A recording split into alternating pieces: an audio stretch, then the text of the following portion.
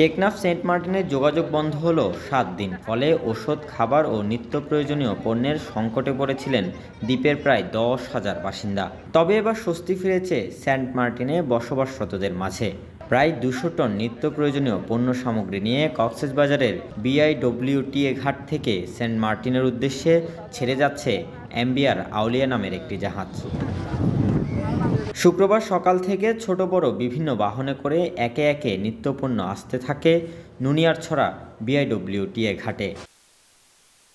মিয়ানমারের অভ্যন্তরীণ সংঘাতকে কেন্দ্র করে নতুন করে সেন্ট মার্টিন দ্বীপবাসীর মাঝে তৈরি হয়েছে শঙ্কা। কারণ টেকনাফ সেন্ট মার্টিন নৌরুট নাফ নদীতে ট্রলার ও স্পিডবোটকে লক্ষ্য করে মিয়ানমারের ওপার থেকে ছোড়া হচ্ছে গুলি। এরপর থেকেই নিরাপত্তাহীনতায় এখানে চলেনি কোনো জলযান। ফলে নিত্য প্রয়োজনীয় পণ্যের সংকটে পড়ে সেন্ট মার্টিনবাসী, যার ফলে মানুষের মাঝে তৈরি হয়েছে নানা আশঙ্কা কিংবা ভয় ভীতি। অনেকদিন যাবত টেকনাফে গাড়ি যায়, আবার ফিরে আসি, আবার যাই আবার আসি, এভাবে করে অনেকদিন হয়ে গেছে। 18-19 দিন মতো হয়ে গেছে। খাবার পাবো, সবাই খাইতে পারবে। বার্মার না থাকার বাহিনীরা আমাদের গুলি করতেছে, সেজন্য ওইদিকে যাইতে পারছি না। অনেক কষ্ট হয়েছে। সেন্ট মার্টিনে প্রায় 2 সপ্তাহ মতন হয়েছে। খাওয়া দাওয়ার মধ্যে অনেক কষ্ট হয়ে গেছে। এক কথা খুব বাজে অবস্থা সেন্ট মার্টিনে। 9 দিন টানা 9 দিন খাবার নাই। দীর্ঘ 10 দিনের মতো করে আপনার যাতায়াত বন্ধ ছিল। সেন্ট মার্টিনের মানুষ বলতে গেলে অনাহারেই ছিল। কারণ যদি সেন্ট মার্টিন টেকনাফ থেকে যদি সেন্ট মার্টিন কিছু না যায়, তখন সেন্ট মার্টিন মানুষের কোনো উপায় থাকে না।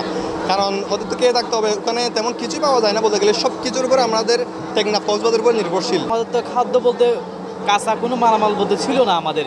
যেমন ডাক্তারের কাছে ওষুধ ছিল না। অনেকে এরকম আছে বাসা বাড়িতে মনে করেন বা তার ওষুধ লাগবে, সে ওষুধ পাইতেছে না। কোনো ধরনের বা খাদ্য লাগবে, সে এটা পাইতেছে না। এমনকি আমাদের কোনো শুকনো খাবারও ছিল না সেন্ট মার্টিনে এই অবস্থা। সংকট নিরসনে এবার এগিয়ে এসেছে জেলা প্রশাসন। ব্যবসায়ীদের সাথে আলোচনা করেই বার আউলিয়া নামে একটি জাহাজে করে আজ প্রায় 200 টন পণ্য গেছে সেন্ট মার্টিনের উদ্দেশ্যে। একটা বার আউলিয়া শিপ আমরা দেখতে পাচ্ছি এখানে আসছে। এই শিপের মাধ্যমে এখন পাঠাচ্ছি আমরা বিশেষ ব্যবস্থাপনায়। সেখানে রেগুলার যাওয়া আসা এখন ডিফিকাল্ট, আসলে আপনারা বুঝতে পারছেন। আমি চেষ্টা করছি যেভাবে হোক আমার মানুষকে কমফোর্ট দেওয়ার জন্য, ওখানকার মানুষের যারা বসবাস করছে তাদের খাবার দেওয়ার এবং যাওয়া আসাটা চেষ্টা করছি আমরা যতটুকু মিনিমাম সমস্যা তৈরি রাখা যায়, কিন্তু যতটুকু ভালো রাখা যায়। দ্বীপবাসীর এই ক্রান্তি লগ্নে এগিয়ে এসেছে পর্যটন ব্যবসায়ীরাও। এমন সংকট নিরসনে সেন্ট মার্টিনবাসীর পাশে থেকে কাজ করছে তারা। ভবিষ্যতে যদি এই ধরনের ক্রাইসিস মুভমেন্ট আছে, সরকারের নির্দেশনা, প্রশাসনের নির্দেশনা, আশা করি আমাদের ইঞ্জিনিয়ার রশিদ সাহেব তখনও বিমুখ হবেন না, আমরা পাশে থাকবো। প্রায় 200 টন এই পণ্য সামগ্রী চাহিদা মেটাবে 2 মাসের মতো, এমনটা ধারণা করছেন সংশ্লিষ্টরা। তাতে অনেকটাই খুশি সেন্ট মার্টিনের বসবাসরতরা।